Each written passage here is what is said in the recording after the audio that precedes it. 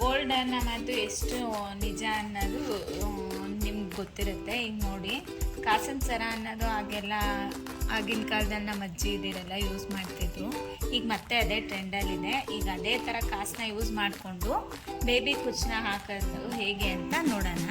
ಇಲ್ಲಿ ನಾನು ಕಾಪರ್ ಜರಿ ಥ್ರೆಡ್ ತೊಗೊಂಡಿದ್ದೀನಿ. ಅದಕ್ಕೆ ನಾರ್ಮಲ್ ಕೈಯಿಂದ ಸ್ಟಿಚ್ ಮಾಡೋ ಅಂಥ ಸೂಜಿಗೆ ಕಾಪರ್ ಥ್ರೆಡ್ನ ಹಾಕೋತಾ ಇದ್ದೀನಿ.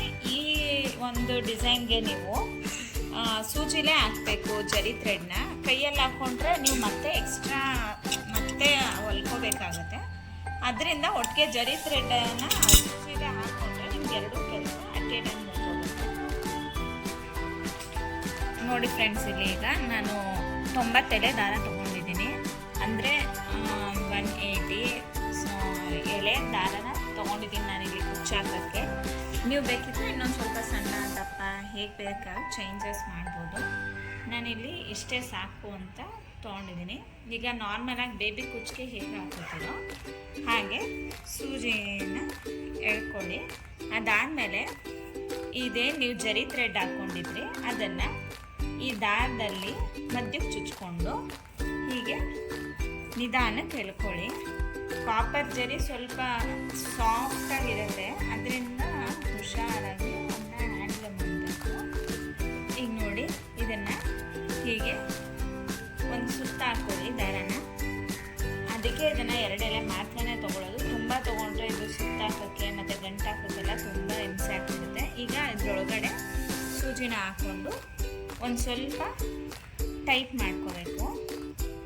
ಈಗ ಟೈಟ್ ಆದಮೇಲೆ ಒಂದು 3 ಸುತ್ತು ಹೀಗೆ 2 3 ಈಗ 3 ಸುತ್ತಾದಮೇಲೆ ಮತ್ತೆ ಈ ಸೂಜಿನ ಅವಾಗೆ ಗಂಟು ಹಾಕೊಂಡಾಗೆ ಹೀಗೆ ಈಗ ನೋಡಿ ಈ ದಾರದಿಂದ ಸೂಜಿನ ಎಳೆದು ಮತ್ತೆ ಇನ್ನೊಂದು ಗಂಟು ಹಾಕೋಬೇಕು. ಅದಾದಷ್ಟು ಮಿಡಲಲ್ಲಿ ಬರೋ ಥರ ಗಂಟು ಹಾಕ್ಕೊಳ್ಳಿ. ಈಗ ನಾವು ಇದಕ್ಕೆ ಕಾಸನ್ನ ಹಾಕೋಣ. ಇದರಲ್ಲಿ ಉಲ್ಟಾ ಸೀದಾ ಅನ್ನೋದನ್ನು ನೋಡಿಕೊಂಡು ಹಾಕ್ಕೊಳ್ಳಿ. ಉಲ್ಟಾ ಸ್ವಲ್ಪ ಫಿನಿಶಿಂಗ್ ಕಡಿಮೆ ಇರುತ್ತೆ, ಸೀದಾ ನೋಡೋಕ್ಕೆ ಸ್ವಲ್ಪ ಶೈನಿಂಗ್ ಆಗಿರುತ್ತೆ. ಈಗ ಈ ಹೋಲ್ ಒಳಗಡೆ ಇದನ್ನು ಸೂಜಿಗೆ ಹಾಕ್ಕೊಂಡು ಕುಚ್ಚು ಮಧ್ಯಭಾಗಕ್ಕೆ ತೊಗೊಂಡೋಗ್ಬೇಕು. ಅದಾದಮೇಲೆ ಈ ಜರಿ ಒಳಗಡೆ ಹೀಗೆ ಒಂದ್ಸಲ ಎಳ್ಕೊಳ್ಳಿ.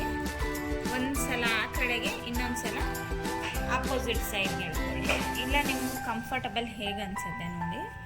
ಒಟ್ಟಿನಲ್ಲಿ 1-2 ಸಲ ಹಾಕಿದ್ರೆ ಗ್ರಿಪ್ ಇರುತ್ತೆ ಅನ್ನೋದಕ್ಕೋಸ್ಕರ ಹಾಕೋದು. ಒಂದು ಸಲಕ್ಕೂ ಕೂರುತ್ತೆ, ಬಟ್ ಬೇಗ ಬಿಚ್ಕೊಳ್ಳೋ ಚಾನ್ಸಸ್ ಇರುತ್ತೆ, ಅದಕ್ಕೋಸ್ಕರ. ಈಗ ನೋಡಿ ಜರಿನ ಏನೇ ಇದ್ರೂ ನೀಟಾಗಿ ಎಳೆದು ಕ್ಲಿಯರ್ ಮಾಡ್ಕೊಳ್ಳಿ.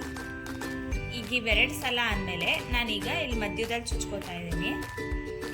ಮಧ್ಯದಲ್ಲಿ ಚುಚ್ಕೊಂಡು ಹಿಂದೆ ಎಳ್ಕೊಳ್ಳಿ.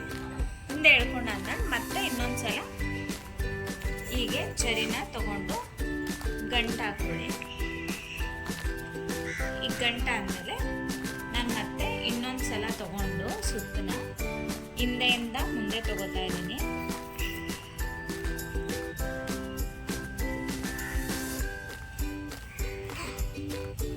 ಸ್ವಲ್ಪ ದೊಡ್ಡದಾಗಿರೋದ್ರಿಂದ ಈಗ ಕಸಿ ಬಿಸಿ ಆಗುತ್ತೆ. ಹಿಂಗೆ ಫುಲ್ಲು ಆ ದಾರನ ಎಳ್ಕೊಂಡು ಕ್ಲಿಯರ್ ಮಾಡಿ. ಈಗ ಮಾಮೂಲಿ ಮಧ್ಯದಲ್ಲೆಲ್ಲಾದರೂ ಹೀಗೆ ಒಳಗಡೆಗಾದಂಗೆ ದಾರನ ಸೂಜಿಯಲ್ಲಿ ಹಾಕಿ ಎಳೆದು